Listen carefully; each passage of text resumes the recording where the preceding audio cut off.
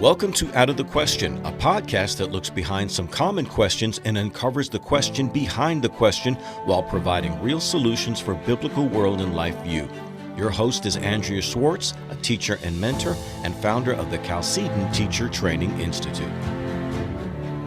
Thanks for tuning in to this episode of the Out of the Question podcast. It is important for all of us to realize that there are people, some still living, others gone on to their reward in heaven, that have contributed to many things that we benefit from and may take for granted. We have reaped the benefits of their work, but often either fail to thank them or even comprehend the paths they have smoothed for us. Take R.J. Rushdoony, the founder of Chalcedon. Many know him for his books and lectures, but are unaware of the tremendous contribution that he made in the safeguarding of religious liberties when it came to Christians endeavoring to obey God when it came to the education of their children. Rushdoony was routinely an expert witness in court cases where churches, schools, and parents found themselves challenged by statism as they were charged with violating local educational statutes. Rushdoony did this over a period of time, culminating in the Leeper case, where families joined together and sued the state of Texas for the violation of their constitutional rights. I'll provide links in the posting of this podcast so you can get a fuller picture, but they prevailed. Challenges to homeschooling after that didn't cease altogether, but were significantly lessened. My guest today is another veteran crusader for educational freedom and has put his efforts into helping families desirous to obey the command of God fulfill that desire to remove their children from statist education. E. Ray Moore could well be called a legend in the homeschooling community. He began the Exodus mandate many years ago and has continued to network and pioneer strategies for the result of Christians removing their children from the hands of the enemy and discipling them into faithful, godly living. Thanks for joining me today, Ray. Hey, great to be on with you, and I thank you for the opportunity. The question I'm going to pose today is the fight for Christian education over? But before I have you answer that question, I'd like you to share how you got into this fight and what developed as you discerned God's call on your life. My wife and I started homeschooling our oldest son. He's 53 now, but he was 6 years old at the time. When I was finishing up my seminary theological training at Grace Theological Seminary in Winona Lake, Indiana. And we had done all of our classwork and only had a thesis to go. And we moved down to the campus of Purdue University in 1977, to start a campus evangelical Christian church on the campus. I think providentially, had we not been doing that at that particular time, we might have, not taken the step we took at that time. But we weren't going to put him in a public school for some of the same reasons that people don't public school their kids today, even though our theology and reasons for that were not well formed in 1977. So we launched what we call the family school. It was really early homeschool. And we didn't know another family for 4 or 5 years that was doing it in the state of Indiana. And right away, we realized we had found something very special and unique. We were uncertain about it. Some people thought we had flipped out. We ourselves weren't sure we hadn't flipped out. But we continued one year at a time. But very soon we realized that we were giving our son something very unique and special. So that's the beginning of our journey into homeschooling. It was in 1977. But it was only 20 years later that I officially launched the Exodus Mandate Project. And we can talk about that maybe further on. Okay. So like a lot of us, you started before I started homeschooling my family. But the awareness that if we were going to be faithful in our calling to the Lord and that we were going to fulfill the Great Commission, we had to start with our children. And in that regard, I think a lot of people got going, even if they didn't know exactly what they were doing. But a lot of people did not realize the danger of their children in statist institutions. And I think that probably was part of why you thought it was important to even name your organization the Exodus Mandate, because Christians were aware of the Exodus from Egypt into eventually the Promised Land. Talk a little bit about the educational role that Exodus Mandate carried on. Well, I wish I could say all my thinking was really solid in 1977. We kind of grew to where we are today. I didn't have the same negative view about state education in 1977 that I do today, even though I had apprehensions and concerns. But by 1997, and like I said, that was 20 years later when I launched the Exodus Mandate, I had really gained a lot and learned a lot. So I can't quite remember. I didn't have really a strong reform background. I wasn't too familiar with Chalcedon or Chalcedon, as you say. And I knew of the work of R.J. Rushdoony, but not strongly. I had more of a Baptist Brethren background, but I was very conservative theologically. So when I started dipping into this arena, that's when I really discovered Dr. Rushdoony's books and works. The Messianic Character of American Education really, really shaped my thinking. And I mean, he was just so far ahead of his time.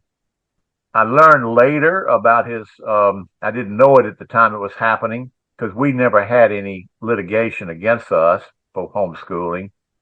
But I found out later about the great role that he played in being an expert witness in a lot of the court cases. So I've read, I think the schizophrenia, the book on educational schizophrenia. There's a couple other books he's written on education, but, you know, I've read them all and recommended them and been utilizing them since at least 1977. 97, I'm sorry. Yeah, 1997. Yeah. Sometimes after when you turn the century, it's hard to remember when you did anything. I know that happens to me. So let me ask you this. Have the situations that prompted people like you and me to start homeschooling, have those situations improved or degraded? Significantly improved in terms of growth and numbers. Some of the early pioneers like you and me probably had a better theological, biblical basis for what we're doing. And I think that we spent a lot of our time laying a foundation. We've got to have a theology for this. And a lot of Christians are just doing it for the wrong reasons, but they're doing the right thing for the wrong reasons. They're leaving because of transgender or LGBTQ. These things are infiltrated the schools. Well, that's good, but they still sometimes lack a theological, biblical foundation. So it's important for us in leadership, like you and me and others, that we really are constantly laying down that the scriptures are unequivocal in commanding us to educate our children and not government. And I think that's an important point. I've always said many times when we had more homeschool conventions that we do than today, and I would be at Chalcedon's table, parents would come and say, what curriculum do you have for arithmetic? What curriculum do you have for science? And I would tell them the most important curriculum is that you need to educate yourself as to why you're doing what you're doing, because it's going to be difficult at times. It might be costly at times. But if you don't have, as you put it, a theological foundation, then it's easy to give up the cause because it gets difficult. So what would you say Exodus Mandate focuses on when people call you up and say, we got to get our kids out of public school? We do focus first on the theology are the biblical arguments for Christian education. We make that our primary message, but we know and recognize the fact that some of them are leaving for lesser reasons. And so we do promote, I should alert them to all the problems in public education as well, because you sometimes get people to do the right thing, even for the wrong reason or the imperfect reason. Once they start doing the right thing, they start looking around and say, wow, we're doing this. And our children are turning out so well. I wonder if the Bible has anything to say about it. and that's a very good question to ask. So it's not always bad for them starting up for less perfect reasons. Let me give you an illustration of how some Christians think, how superficial it is. This is not a true story. I'm making it up to make my point, but okay. Billy, he doesn't really exist. He's a fictional character. Billy is getting beat up on the playground in the public school in Charlotte, North Carolina, which is about an hour from my house. And so Billy's mom and dad take him out of the public school and put him in the local Christian school because he's being bullied on the playground. Well, Johnny, his bully, and his family moved to Raleigh, North Carolina. And so he's not bullying Billy on the playground anymore. So it's okay and safe for Billy, mom and dad to put him back in the public school. And that's how superficial some of the reasoning is of Christians. And so one of the complaints I have against the Christian school movement, and it's a kind of a broad complaint, and also the homeschool movement, and when we've got them in our care, we have got to give them the theology and the biblical argument so they will backslide and go back into the public school system. And there is attrition. And my wife has taught for years at the second largest Christian school in South Carolina, and it's a very good school. It's a ACSI school. I've had 3 children graduate, and five grandchildren have attended, and only one is left. So that tells you how long we've been doing this. And they'll have a parent PTA meeting and talk about raising money for the bleachers. And I said, look, don't waste the parents' time. You've got them there 2 meetings a year. Give them a class on the theology and the biblical arguments for Christian education. And it's just like, whoa, they hadn't even thought of it. and so a lot of the leaders in our movement are very weak in laying down the arguments. And the homeschool, I know you have a lot of homeschool people that will listen to this podcast. They're in the same vein sometimes. They give pragmatic reasons, which are important to open the door.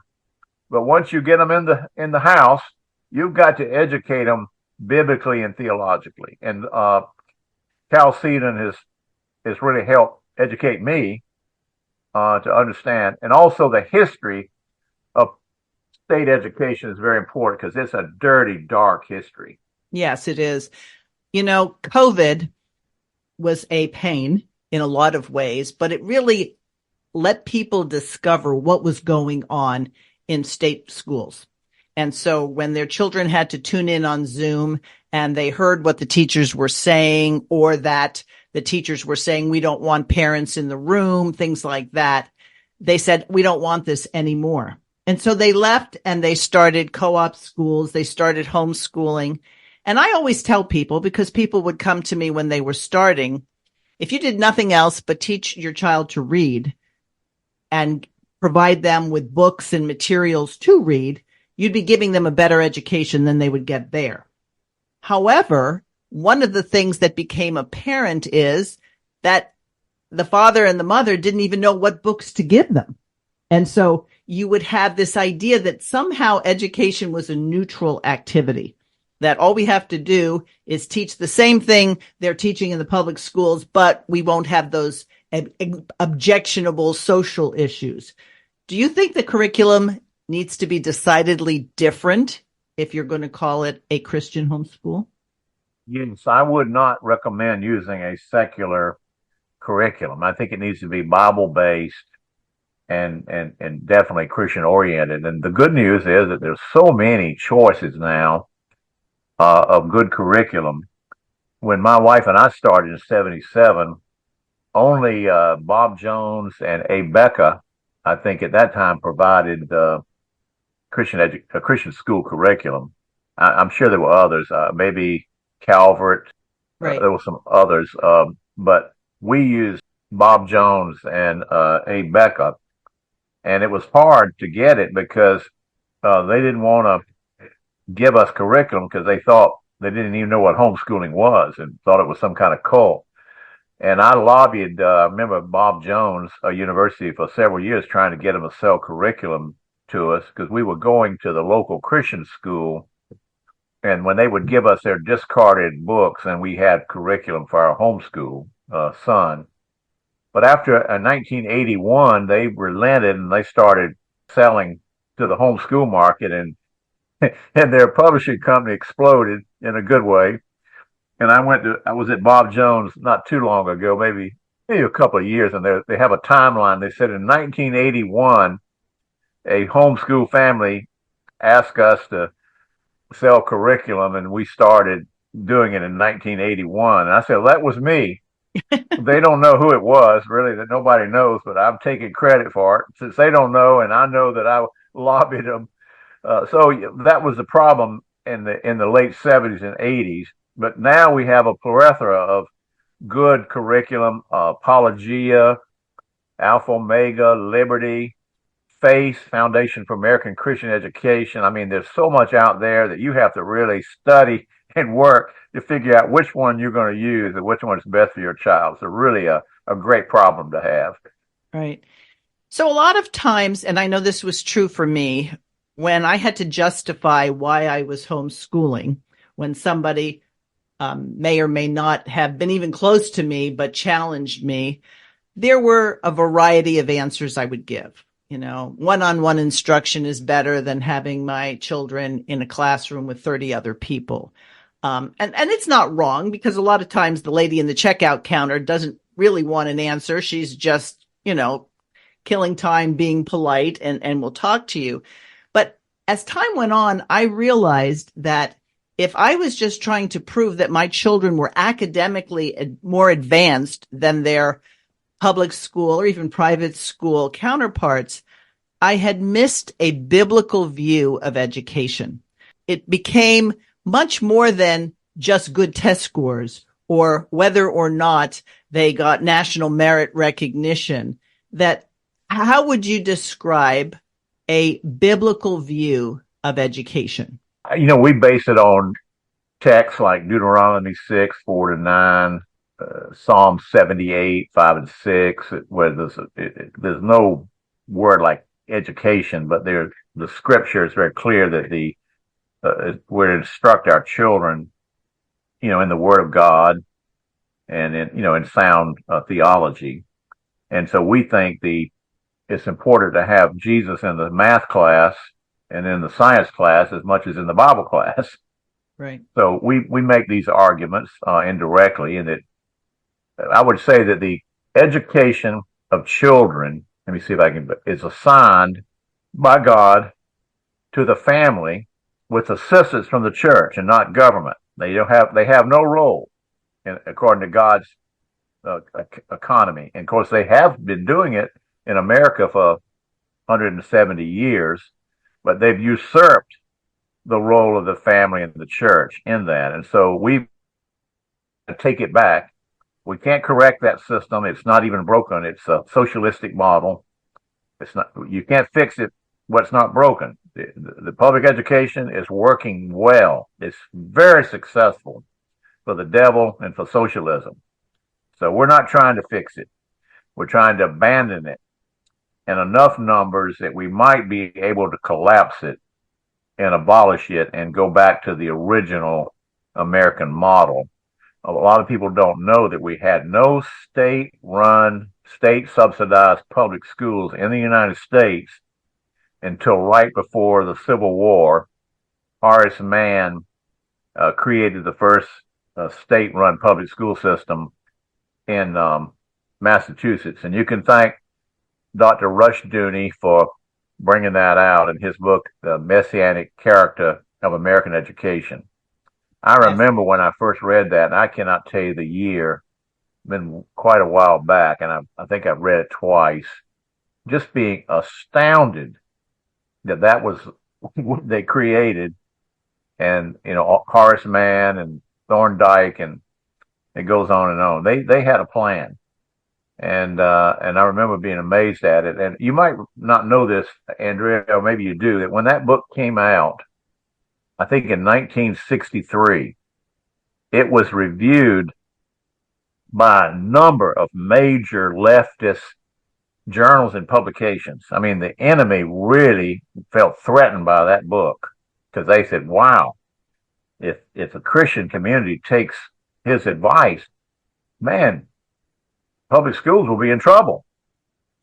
And it was ignored by the Christian community. Evangelical community didn't even review it. You couldn't get Christianity Today. They just ignored the book. And here he was blowing the lid off of a problem, but the left really saw it as a threat.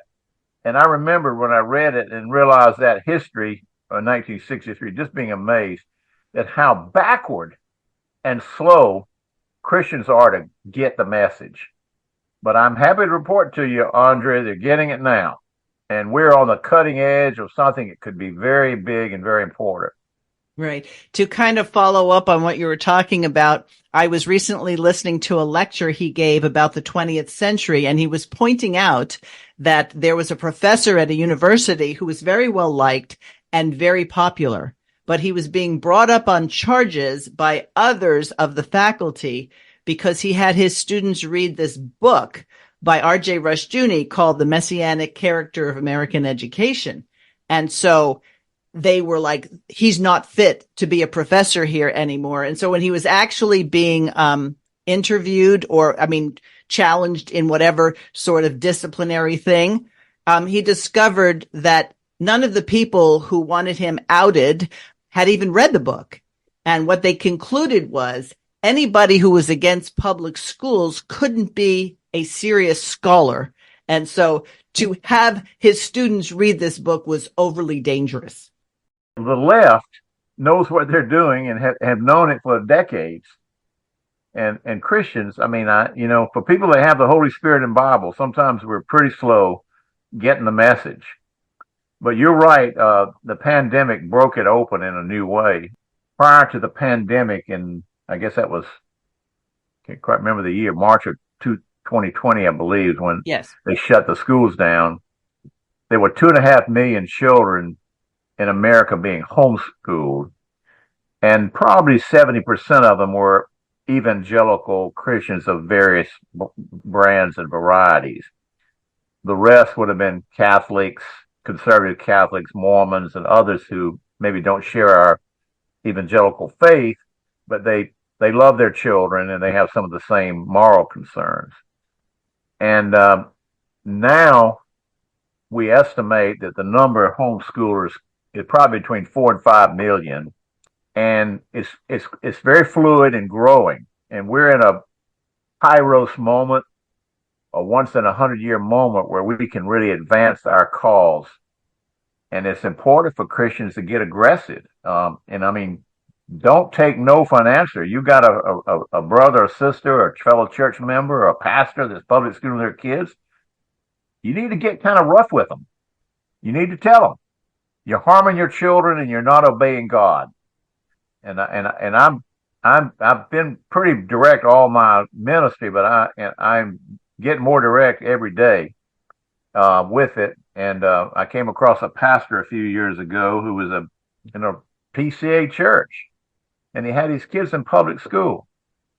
And it was just such a contradiction because he knows the Lord. He loves the Lord. He's a graduate of, I think, Reformed Seminary. And I said, how do you do that? And he said, well, they're being salt and light. And I said, no, you're confused. They're not being salt and light. The public schools are being salt and dirt or whatever. They're converting your children.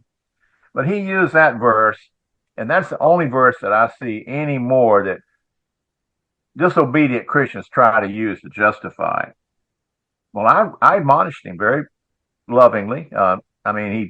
He's sound in theology in so many ways. But I did admonish him, and then I wrote him and sent him some materials. I haven't gotten back with him, I'm sad to say, but I'll be finding out soon if he's still public schooling his kids. But I admonished him, and that's a biblical practice. Those that are listening to this program need to get serious with their fellow Christians. They are harming their children, and you need to tell them, and then you need to tell them what God's word has to say. And let me add this. They're being salt and light, his little second grader. Why is it we don't send second graders across the ocean to be missionaries in places that need to hear Jesus Christ? Well, because they're not equipped. Nobody would say that somebody who's in second grade, fourth grade, or whatever is equipped to teach the word of God. That's still the learning time. But moreover, it's not only you're harming your children by having them in state schools, you're harming me and you're harming everyone else because they're being indoctrinated with things like there are more than two genders, or all religions lead to God and we all worship the same God, or that socialism is preferable to the free market. So these are the people, when they get older, they're going to vote in certain ways, and they're going to have an idea, for example, that communism, it's not that it's not good, it just hasn't been applied right. No, if you read the Bible, you would understand that communism isn't part of the way God wants to see people live. I'm 80 now, and I've been in the ministry in some fashion, either a congregation, an army chaplain, or a director of a Christian ministry for 50 years. It'll soon be 50. And I've learned one thing about Christians. When they get ready to disobey God and his word, they don't ever say, they never say, well, I'm going out today and flagrantly disobey God's word. No, they look for a Bible verse to excuse it. And the most famous Bible verse, and it's a good verse because Jesus did say it, is Matthew 5:13 and 14. He said, be salt and light.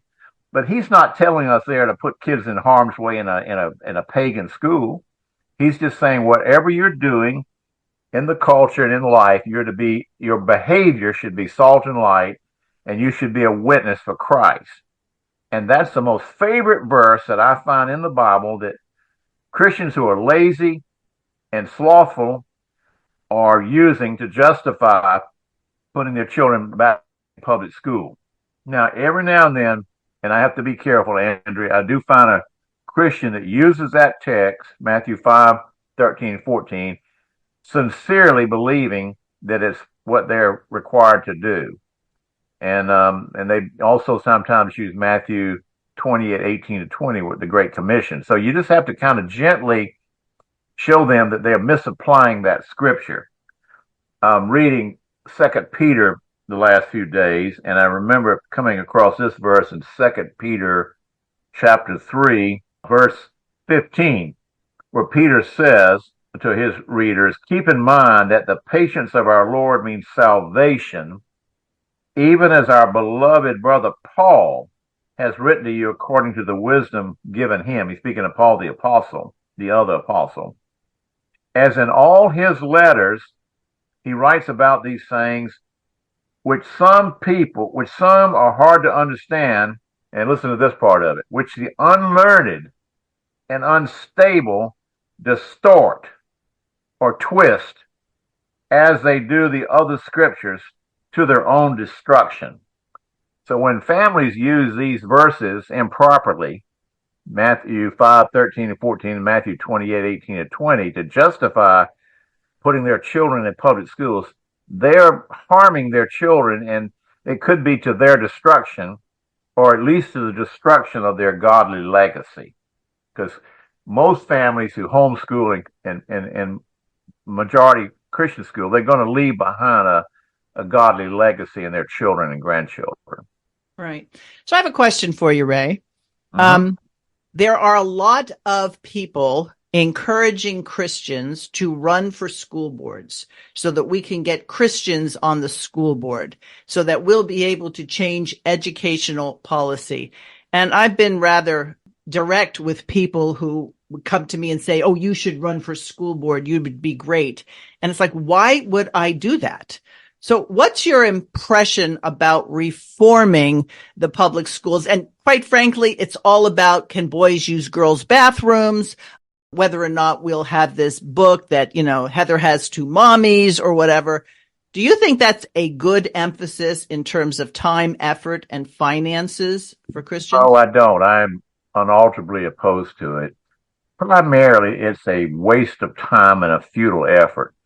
Now, a lot of these people doing this are with us, at least on this question. They see the harm that the schools are doing, and that's a new thing. I would say 5 or 6 years ago, most people didn't see anything really wrong with the public schools. So they are vulnerable to the arguments that we would make about getting out. Now, let me give you an example. There's a good friend of mine from San Diego named Steve Baldwin, and if your listeners will write us, we will send him his paper.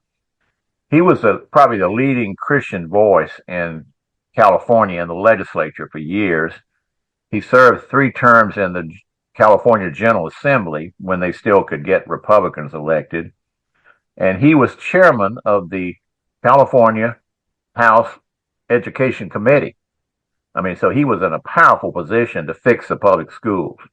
And he said, we got laws passed in California that would reform the schools. And he said the public school system just ignored them. It was like they had never been passed. He said, I didn't have the authority to go out and arrest them for disobeying the law, but they just ignored him. I don't know if he was defeated or retired, but when he was no longer in office, they just all went back and repealed all the laws that they were not obeying anyway. He said, we organized a campaign in San Diego County, and I do not know the precise year of this, but it would have probably been in the late 90s or early 2000. San Diego County, as bad as San Francisco is as a whole, and I know you know how bad because you live there, is still a conservative area, and they can elect conservatives there. Right. He said, we ran 50 people for San Diego County school boards, and we won 36 out of 50 races in San Diego County. And he said, we totally control the school board in 3 districts, which means, they didn't just have 1 or 2, but they had majorities, if not all of them. It made not one bit of difference. We passed rules and laws to fix the schools in San Diego, and the public schools just ignored them. It was like they didn't even exist. He said the newspapers attacked us constantly. We were investigated. Our school board members were just ordinary people. They had to work, and they were sued. So after a few years, they just gave up and either were defeated or gave it up. They couldn't make any difference. And so I think this national effort to get people running for school board can really, really hurt our overall cause. Let me give you, I'm a military person, as you know. I'm a retired Army colonel, chaplain, and I do a lot of my work studying. I'm an amateur historian of military history. Right after the defeat at Pearl Harbor, Chester Nimitz took over as the admiral, and we were badly beaten at Pearl Harbor. And so when the Japanese came out at the Battle of Midway to attack us, they had 160 warships, and the U.S. Navy only had 75, nearly 2-to-1 outnumbered. But Nimitz they had broken the Japanese code, so we knew what they were doing, but they didn't know what we were doing. He made this comment, and I studied The Principles of War by von Clausewitz, and he says that there are 8 principles of war. Nimitz says the 3 most important are offense, security, or intelligence, and economy of force. And I'll try to make it quick, but this is a very important point. You know what offense is. You're not going to win in war if you play defense only. Security is where you know what the enemy's doing, but he may not know what you're doing. And we had those 2 at Midway, but the third one is economy of force. And it sounds like you're being economic with your forces, but what it literally means in principles of war, that you maximize your combat power at the most critical place in the battle. You don't divide your forces and split your forces up and dissipate your power. And right now, we could win this war against public education, but these school board people are dissipating and dividing our power. They're not going to be successful. They're going to lose. And it'll take them, if they don't wake up soon, they may cost you and me the victory, because if we had all these Moms for Liberty and all these school board people running and the reformers, and we were united to get the kids out and grow this movement, we could collapse the public school system and abolish it over the next 3 to 5 years, I don't know, and win the war for the children. That's the potential we have. So you ask early on, are we winning or losing? We are actually winning, but we have to worry about our friends because they may cost us to lose. And that's a really important point. That's how I have felt. It sounds good. It sounds like we're going to engage in the system. But as you pointed out, the system is corrupt. It was corrupt from the beginning. So how do you reform something that its sole purpose was to remove Christianity from American culture? I know you probably knew Sam Blumenfeld, a good friend. I knew him personally. Yeah, good friend of Calcine. And he was the one that had me realize that if you're using the argument that public schools are failing, you've missed the point. They're succeeding. They're succeeding in having people emerge who have no incentive to serve God, might not even know that they're responsible to the living God. The fact that they can't read and can't compute and can't really think for themselves is part of what the agenda was. But a lot of people were asleep at the wheel and said, well, it's free, so we don't have to spend money. This is a great thing for us. I read his book years ago, Is Public Education Necessary? And it was one of the markers for me, along with the messianic character of American education. I wasn't going to venture into this arena of getting people out if I didn't have not only a biblical theological basis for it, but also historical. And so I was really digging in because, you go and do something different than everybody else, and you can look pretty bad and get embarrassed. But I've not been embarrassed, and I'm winning the argument, and we have so many allies now. It's just, we're living a dream. It's a happy nightmare, you might say. It's funny. I started homeschooling in the early 80s because my son was born in 78. So by the time it was time to think about school, we did that. And then my last child was born 14 years later. And when my son and I started, we had a lot of you're doing what? That's weird.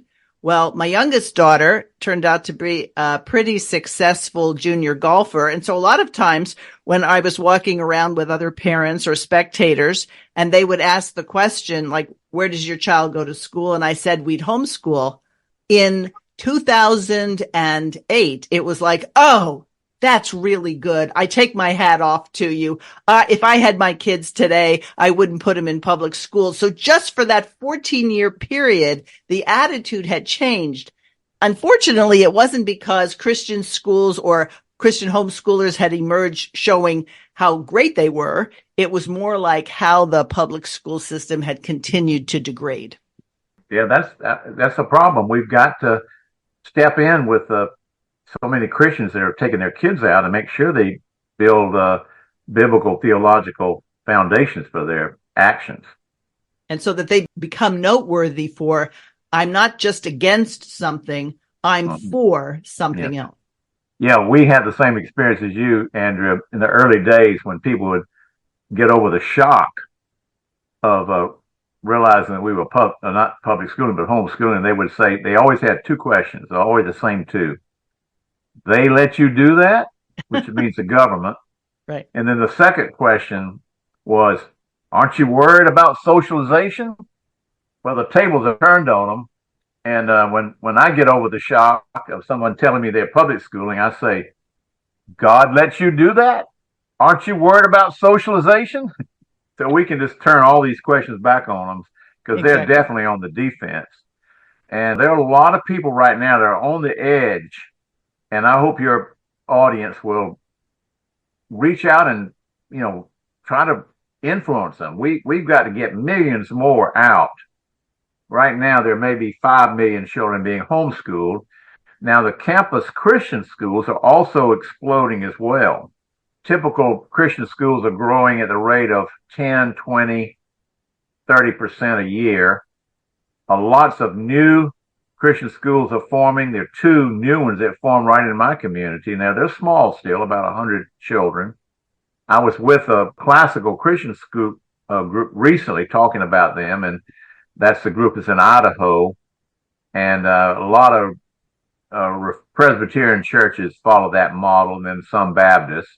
And last I heard a few years ago, they had about 300 member schools, and now they have 500.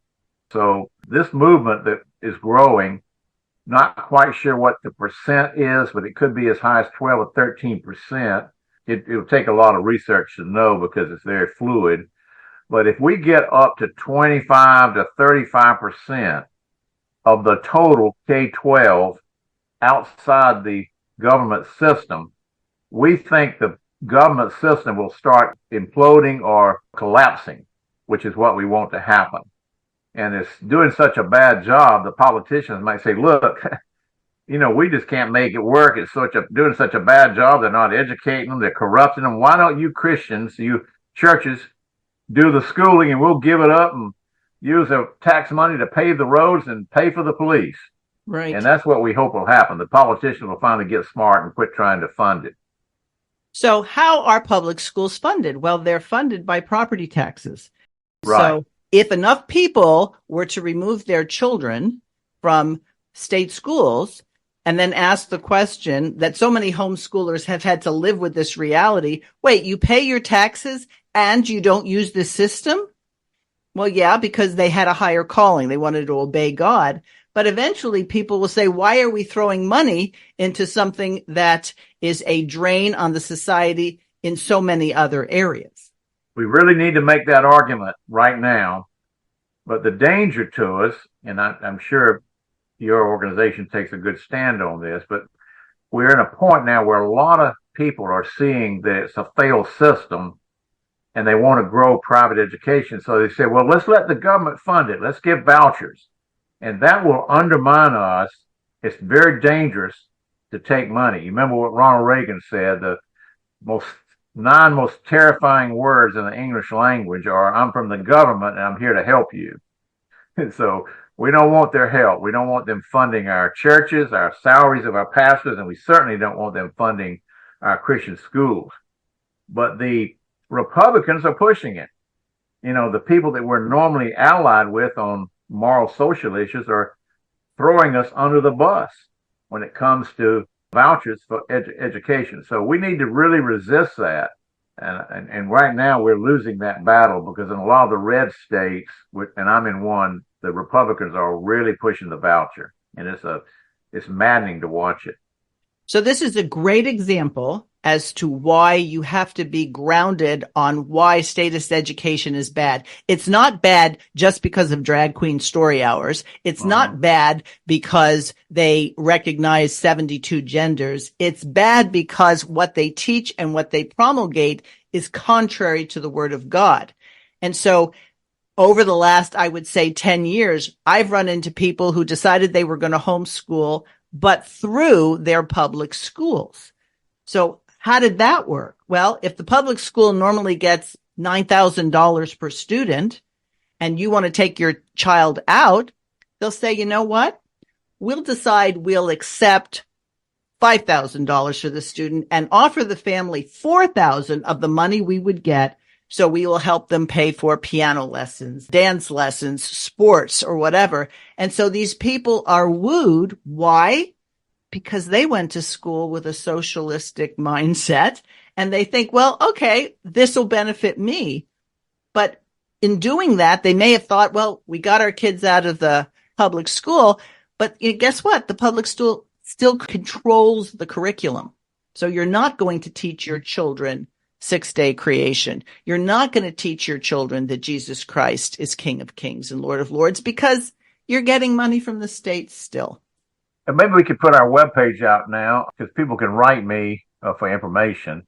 We've got a very good booklet called Shekels with Shackles. And basically it makes some arguments against the voucher and why that's a dangerous thing. And if people want information from Exodus Mandate, they can contact our webpage is exodusmandate.org, and the email for the office is exodusmandate@gmail.com. exodusmandate@gmail.com. But they need to ask for samples of our literature, and if they want the information on the voucher, we can send that on a digital file. Very good. So let me add another thing that I discovered post-COVID. A lot of people decided, I do want to get my children out, but we both work, my husband and I both have outside jobs. We're in debt. We've got to get out of debt. And so they want to put their children into a Christian school. But because the public schools have done such a bad job, the child who's supposed to enter into 5th or 6th grade really isn't doing the work that the 3rd graders do in the Christian school. And so you're not going to take somebody 3 years older necessarily and have them be comfortable being in the 3rd grade because that's what they're capable of doing. And so what I started doing and encouraging others to do, when you find people like that in your church, number one, start mentoring the parents so they understand why Christian education is important, but start tutoring the children, especially over the summer or after school, to help them catch up to people in their grade level. So even if you don't have children, even if you're well past the stage of having to figure out educational needs for your family, you can help other families, and then you're acting as the body and family of God. And so I've adopted a number of young people and helped them get their reading proficiency up so that they could go into school. Or, as I was talking to the parents, saying, you should homeschool. You're perfectly capable of homeschooling. And then I hear back years later, thank you so much. It's one of the best decisions we made. You don't need a degree. You just need a good curriculum. That's important because you've got to have a plan. You can't just go about it haphazardly. Right. My sister, who is 12 years younger than me, is homeschooling her grandkids. Her daughter went through a divorce, and so she had to go to work. You know, it's just one of those things that happens. And so my sister is homeschooled her grandchildren, and now some are entering college. And she worked for the Homeschool Association in the state of South Carolina. So there are many things that can be done. And you gave one example where sometimes older people who are grandparents, they have a pension and they could really step in and supply a lot of the needs of the people in the church. One of the problems we do have, and I hope we can take a minute to look at this, is the pastors have been pretty derelict as a group. Like I said, I've been in the ministry nearly 50 years, and I'm just amazed and appalled at how weak some of the evangelical pastors have been. That is improving very significantly now, but I was raised in pretty much, I'm in an independent Bible church now, but my pastor is ordained Southern Baptist, but he homeschools his kids. But we're not in a Baptist church. But Southern Baptists, they have about 48,000 churches nationally. I haven't looked at this statistic lately, and I know it's improved considerably since the pandemic, but 4 years ago, they only had 750 schools in for 47 or 48,000 Southern Baptist churches. I mean, that's appalling. If they had 5,000 schools among 47,000 Southern Baptist churches, that would be embarrassing. And they just can't get it. And I think part of it is the lack of a reformed covenantal view of the family. I'm not picking on them because I got converted in that system as a child, but their theology sometimes consists of raising a hand in a revival meeting, walking an aisle, or getting baptized, and then all's well in the world. Yes. And they have no concept of Christian worldview and some of these things that Chalcedon has promoted all these years. But I have a friend that was at the recent Southern Baptist Convention annual meeting in June, and he has a homeschool magazine, and he said they had a booth, and they had 5 people working the booth. And he said, Ray, I couldn't believe it. He said, we were swarmed by Southern Baptist pastors, mostly younger ones, begging for information on how to get their kids out and get them into homeschooling. He said, we've never seen anything like this before. I said, what do you think's going on? Why are they doing it? He says the transgender movement is driving them crazy. And he said to me, I hope they keep it up. Meaning that they're driving these pastors to forcing them to make decisions. Well, I've already complained about this. They're doing the right thing right now, a lot of them, but maybe not for the right reasons. But hopefully when they get their kids out and they'll ask the question, my kids are doing so well and this is working in our church. I wonder if the Bible has anything to say about this. Absolutely. You know, it's funny. Different things bring people to different conclusions. If somebody has a health issue, they have a heart attack, or they discover that their lab numbers aren't good, then they start to get serious because now this is something that I'm concerned about. But a lot of people who start on a journey of being healthier discover a lot of things that they thought were true turned out not to be true. Kind of like trust your doctor because he always has your best interest in mind. Maybe not so much. If we look at the Reformation itself, Luther nailed the 95 Theses on the door of the church in Wittenberg, I think in October 31, 1517. If you read them carefully, it was really a Reform the Catholic Church document. I mean, it was not a clear theology that he and Calvin and others came to later in Zwingli. You should go and read them again. He was beginning to see the light, but the light hadn't turned on fully. And so he was doing the right thing, but his reasoning wasn't fully developed. The right. 95 Theses are a very, very good document, but you read between the lines, he was trying to still fix the Catholic Church. Yes. So you mentioned the Southern Baptists. Chalcedon published a book years ago by Bruce Short, The Harsh Truth About Public Schools. Now, if you get it, you'll see that some of the information and statistics are dated because of when he wrote the book. But it was Bruce Short and others like him that kept year after year proposing at the convention that we need to take a positive stand and encourage homeschooling. I'm sure he's happy now that the booths were swarmed because... Yeah, well, Bruce was a close friend and colleague and was on the board of Exodus Mandate for many years. And I was part of that effort, but since I was not an ordained Southern Baptist minister, I couldn't take official position. But he worked with Vodi Bakum, T.C. Pinckney, Bruce Short. They were the ones that pushed that into the convention, and I was standing right behind them and helping them with it. So I was very involved in that fight. Yes. It was a big watershed moment because the story went worldwide. Yeah. So listeners, understand that we're talking to a pioneer here, and that he's got a lot of wisdom, battle scars, no doubt, and things he learned. At one point, I thought this was important. Now I think this is important. So once again, exodusmandate.org is the place to go.